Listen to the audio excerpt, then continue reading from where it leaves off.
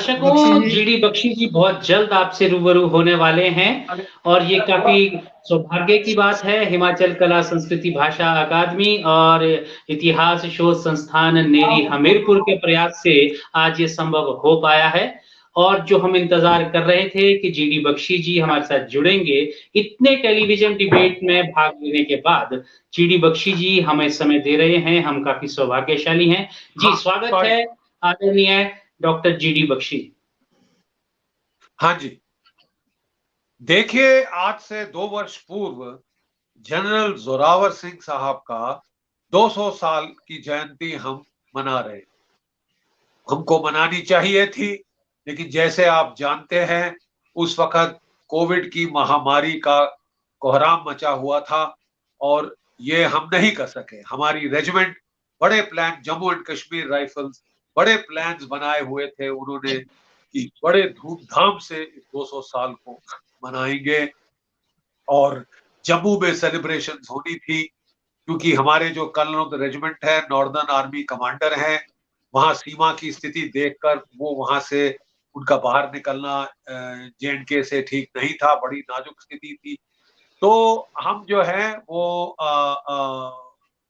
जम्मू के बड़े प्लान थे, बड़े ईगरली, खासकर जो हम एक सर्विसमैन हैं वो उसको लुक फॉरवर्ड कर रहे थे कि डोगरा कौम का सबसे काबिल जर्नल और दूसरा कि वो ना केवल डोगरा कौम का, भारतवर्ष के जर्नैलों में एक अलग छाप है जनरल जोरावर सिंह। हमारे बहुत सारे जर्नैल ऐसे हुए हैं जो डिफेंसिव वॉर्स में, रक्षात्मक युद्धों में जिन्होंने बड़ा अच्छा किया है, बड़ा अच्छा प्रदर्शन किया है, किलों का डिफेंस किया है, महीनों की घेराबंदी, नाकाबंदी को सहा है और लड़ते लड़ते लड़ाई के मैदान में वीर गति प्राप्त हुए हैं। लेकिन बहुत कम ऐसी मिसालें हैं जहां डिफेंस छोड़कर हमने अपनी सीमा के पार किसी जर्नैल ने हमले किए वो नए क्षेत्रों पे कब्जा किया हो, भारतवर्ष की सरजमीन को का विस्तार किया। बहुत कम गिने चुने नाम है ये चंद्रगुप्त मौर्य पे अगर आप जाएं तो तब उसने सेल्यूकस निकेटर पे हमला करके अफगानिस्तान पे कब्जा किया था, बलूचिस्तान पे फतेह पाई थी और भारत का बॉर्डर एक बड़ा साइंटिफिक तरीके से बना दिया। लेकिन साहब, उसके पश्चात अगर आप वाकई इतिहास देखें, विक्रमादित्य दूसरा आता है लेकिन ज्यादातर उनकी लड़ाइयां भी रक्षात्मक रही। फिर जब हम सिखों के हमारे भारतवर्ष में एक प्रक्रिया शुरू हुई, ऐतिहासिक प्रक्रिया, जिसे हम बोलते हैं या कह सकते हैं इंडियन मिलिट्री रिवाइवल, यानी कि भारत की सैन्य शक्ति का पुनर्जागरण। ये 16वीं 17वीं शताब्दी में शुरू हुआ। उसके पहले आप जानते हैं 10वीं सदी से लेकर आज तक वो 18वीं सदी तक एक के बाद एक जो है हमलावर हमारे पे आए, हमारे शहर, हमारे गांव जलाए, उजाड़ दिए, मंदिर तोड़ दिए, औरतों का सामूहिक बलात्कार किया, उनको ले जाके वेश्या घरों में बेचा, काबुल, सामरकंद और बुखारा के, और हम हाथ पे हाथ धरे बस रक्षात्मक बैठे रहे, एक के बाद एक लड़ाई हारते रहे। तो मैं कहना ये चाहता हूं कि ये जो पूरा गमन, ये जो इतिहास का चक्र है, ये कब बदली हुआ? 16वीं सदी में, 17वीं सदी में सिख गुरु का उदय, सिख गुरुओं का उदय हुआ पंजाब, और जो आखिरी 10वें दशम गुरु थे श्री गुरु गोविंद सिंह जी महाराज, उन्होंने सिखों को एक मिलिट्री पावर बनाना शुरू कर दिया। ठीक है साहब। और दक्षिण भारत में छत्रपति शिवाजी महाराज, उन्होंने मराठा पावर का संगठन किया और जो औरंगजेब के जो जुल्म जो हद से ज्यादा बढ़ते जा रहे थे, जिसने जो सेक्युलर एजेंडा था अकबर का और उसके पहले के मुगल शासकों का, उसको बिल्कुल तहस नहस कर दिया, जजिया टैक्स लगाया और हमारी जो आबादी थी इंडिजिनस भारत की, उसके ऊपर कहर ढा। तो इसके जवाब में ये रिवोल्ट शुरू हुए, सिखों का रिवोल्ट, मराठों का रिवोल्ट। और बहुत कम लोग जानते हैं कि जो जो आसाम के अंदर, वहां पे जनरल लचित बुरफुखान ने मुगलों के हमले को विफल किया, उनकी फ्लीट को ध्वंस किया ब्रह्मपुत्र के सराय घाट की लड़ाई में, और मुगल पावर को रोल बैक करना शुरू किया इन 3 इंडिजिनस ताकतों ने, यानी कि सिखों ने, मराठों ने और असम अहोम जो थे, अहोम जनरल। जो जनरल जोरावर सिंह थे, जो महाराजा गुलाब सिंह थे, ये उस सिख मिलिट्री पावर का जो राइज हुआ उसका एक हिस्सा बन के इनका उदय हुआ। ठीक है, पहले गुलाब सिंह को महाराजा रंजीत सिंह ने चुना था और उनको राजा बनाया अपना। पहले सेनापति थे, उनका शौर्य, उनका वैलर, उनकी हिम्मत, शुजात, सूझबूझ, स्ट्रेटेजिक थिंकिंग सोच देखकर उन्होंने उसको उसको राजा बनाया जम्मू का, और वहां से उन्होंने अपनी उसका विस्तार करना शुरू किया अपनी टेरिटरी का, और देखते ही देखते उन्होंने समूचा जम्मू कश्मीर पे फतेह पा ली। उनके जर्नैल थे बहुत काबिल जर्नैल जनरल जोरावर सिंह, जो कि पर्सनली उन्होंने चुने थे। उनकी एडमिनिस्ट्रेटिव कैपेबिलिटी थे, उन्होंने वो हीरे को परख सकते थे। जोरावर सिंह की काबिलियत वो समझ गए। वो ऑर्डिनरी सिपाही था, उससे उसको वजीर बनाया और उसको जो है भेजा उन्होंने किश्तवाड़ में। किश्तवाड़ में मैं नौकरी कर चुका हूँ 2.5 साल काउंटर टेररिस्ट ऑपरेशंस में। पहाड़ी क्षेत्र, ऊंचे ऊंचे पहाड़, वहां जाके पहले तो उसने जो मोहम्मद तेग सिंह था, जो किश्तवाड़ का आखिरी राजा, जो जिसने धर्म परिवर्तन कर दिया था, बहुत आलसी और बेकार राजा था, लोग उससे बड़े परेशान थे, तो लोगों के कहने पे जाके उसने उसका तख्ता पलटा किया, किश्तवाड़ को जम्मू राज का हिस्सा बनाया। वहां उन्होंने कोई 7,000 की एक फौज ट्रेन करनी शुरू करी, डोगरा फौज, जिसको उन्होंने माउंटेन वॉरफेयर के लिए बिल्कुल फिट और तैयार कर दिया। और इस फौज को लेकर फिर वो 1834 के अंदर वो जो है वो बढ़े क्या कहते हैं, लद्दाख की तरफ।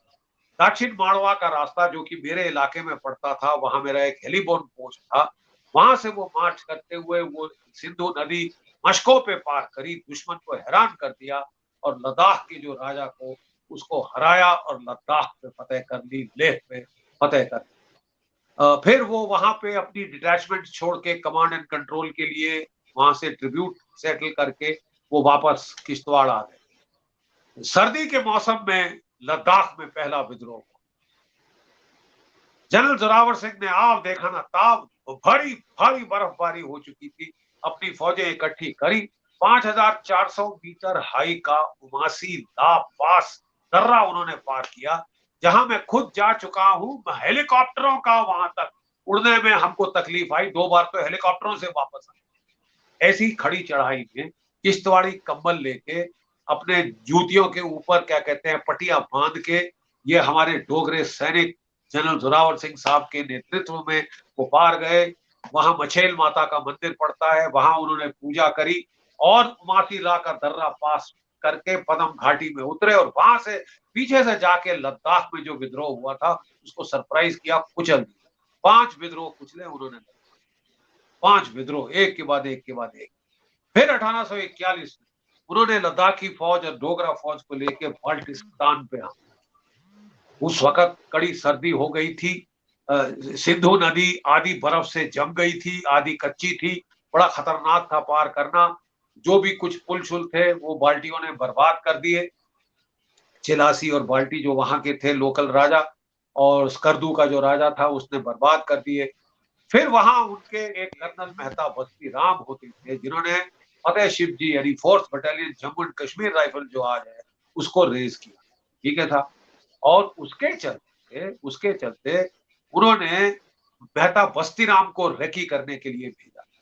बस्ती राम ने जाके देखा कि जहां जहां थोड़ी बर्फ पक्की थी, बड़ा रिस्की था, अगर बर्फ टूट जाती तो वो सीधा ठंड में उसी वक्त सिंधु के बर्फानी पानी में मर जाते।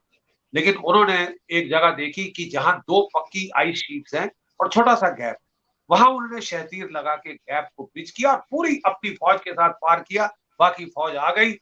हैरान हो गया दुश्मन की साहब कोई इस मौसम में नदी की इस हालत में, आधी कच्ची आधी पक्की बर्फ की शीट जो है उसमें वो पार कर सकता है सिंधु। उनके पांव खड़ गए, उनको खदेड़ दिया, मार के स्कर्दू पे फतेह कर।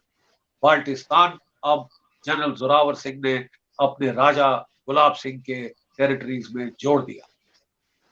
अब वो प्लानिंग करने लगा महत्वाकांक्षी। वो इससे सेटिस्फाई नहीं हुआ कि लद्दाख जीत लिया, बाल्टिस्तान जीत लिया। अब वो शिनजियांग पे हमला करने चाहता था। दो उसके पास विकल्प थे, या तो मैं शिनजियांग पे हमला करूं, खाशगार तक जाके पकड़ लूं, जो सिल्क रूट है, अगर वो हमारे कब्जे में आ जाए तो टैक्सेशन हमको मिलेगी, हमारे राज के जो जो जो कॉफर्स हैं वो भर जाएंगे।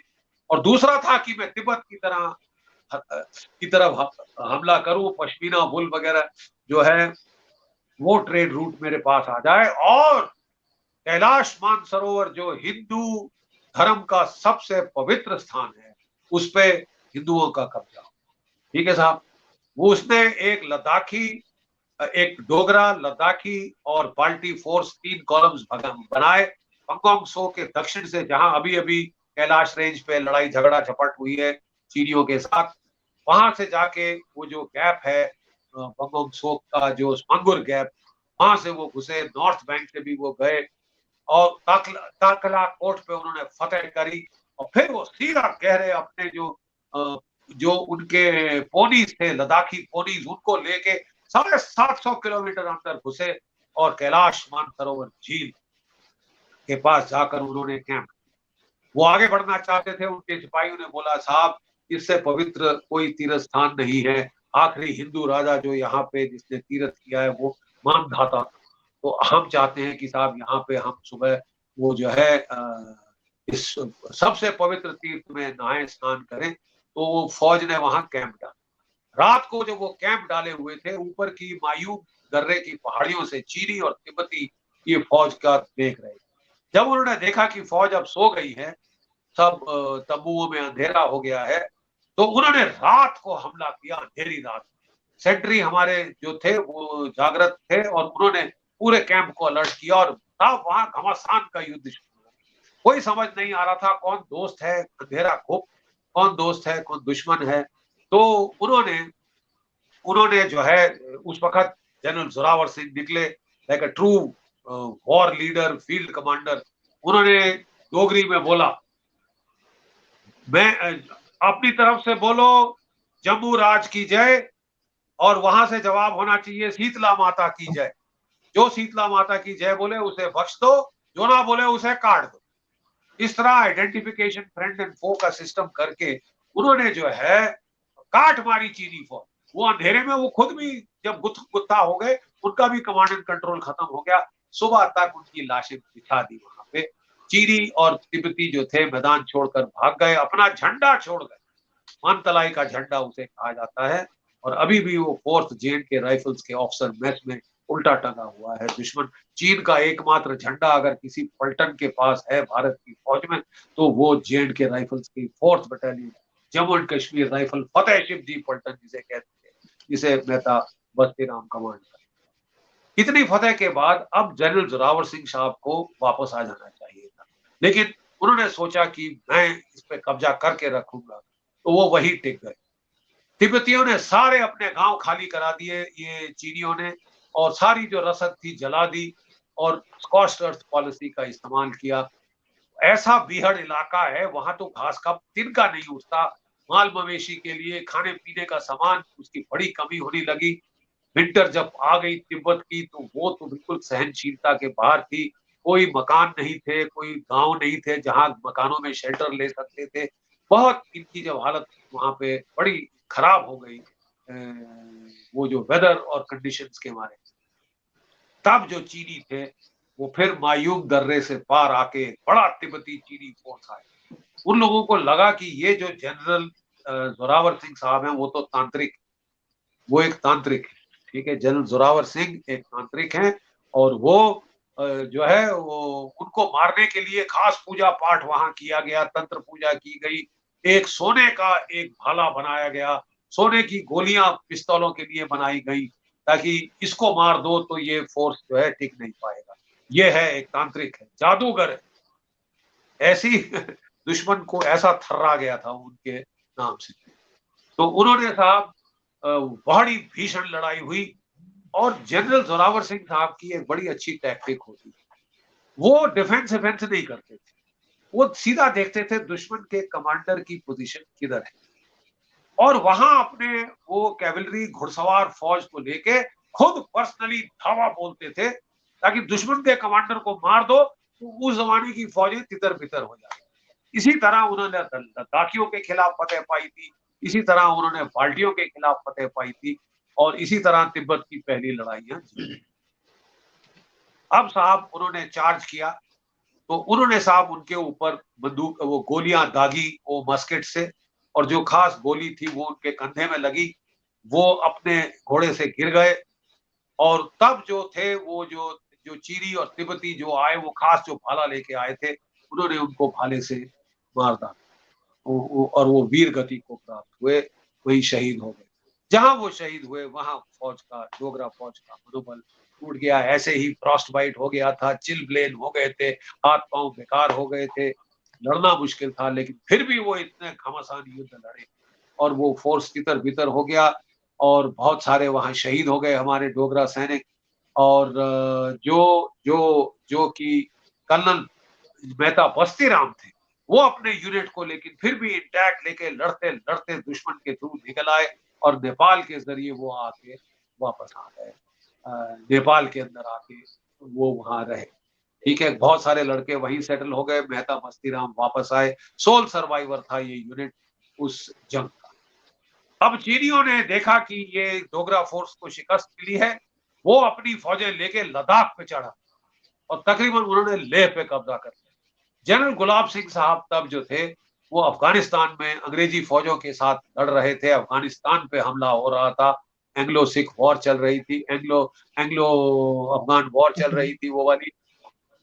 तो उसके समय जब उनको खबर आई कि जोरावर सिंह साहब शहीद हो गए हैं और बड़ा वहां पे हादसा हो गया है, तो उन्होंने अंग्रेजों से कहा कि साहब मेरे को अपना देश बचाना है, लद्दाख में मेरे कब्जा हो गया है, मेरे को जाने की इजाजत दी जाए। वो अपनी फौजें लेके अफगानिस्तान से वापस आए, वजीर रत्तू के नीचे बड़ी डोगरा फौज इकट्ठी की गई और लद्दाख पे काउंटर अटैक हुआ और काउंटर अटैक करके उन्होंने चीनियों को वहां से खदेड़ के जो आजकल की सीमा है वहां तक ले आए और भारत और चीन की सीमा अब वो तब से वो सीमा अभी तक।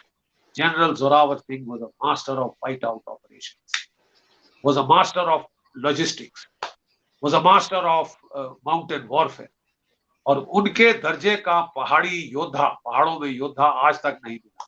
हैनिबल की बड़ी बात होती है यूरोपियन हिस्ट्री में कि उसने 4000 मीटर ऊंचे 3000 मीटर ऊंचे एल्प के पहाड़ पार किए साहब और कार्थेज पे रोम पे हमला किया।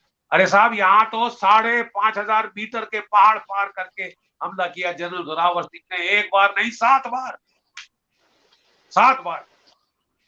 तो साहब वो बेमिसाल है और भारत के सैनिक इतिहास में उनका नाम, उनकी वीर गाथाएं स्वर्णिम अक्षरों में लिखी जानी चाहिए।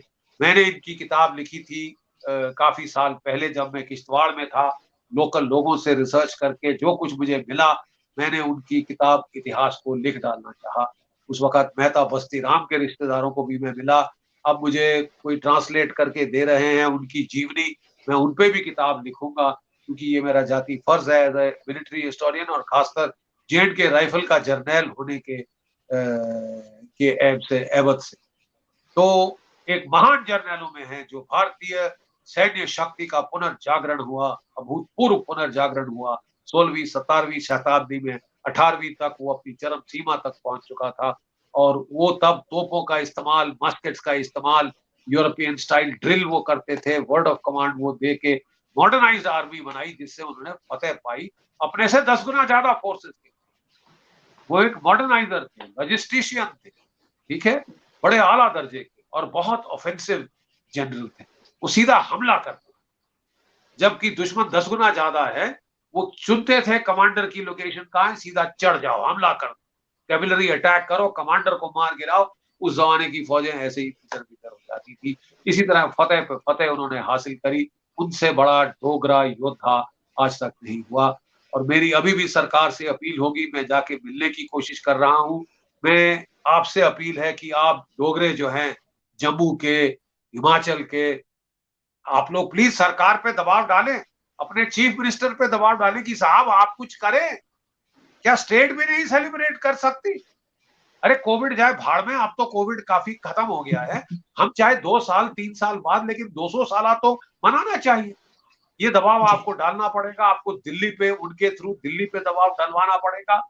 और आई एम श्योर जब ये कानो कान पहुंचता है मोदी जी के, तो वो जरूर करेंगे। मैं भी उनके पास जाने की कोशिश कर रहा हूं, ताकि हम ये जो है इतने बड़े शूरमां, इतने बड़े शूरवीर को, जो कि भारतीय सैन्य शक्ति के पुनर्जागरण का एक बहुत अहम हिस्सा था, उसको हम शत शत नमन कर सकें, श्रद्धांजलि दे सकें, इतिहास में अपना सही स्थान दे सकें। बहुत बहुत आभार, आप लोगों ने मुझे सुना। जय भारत, जय हिंद।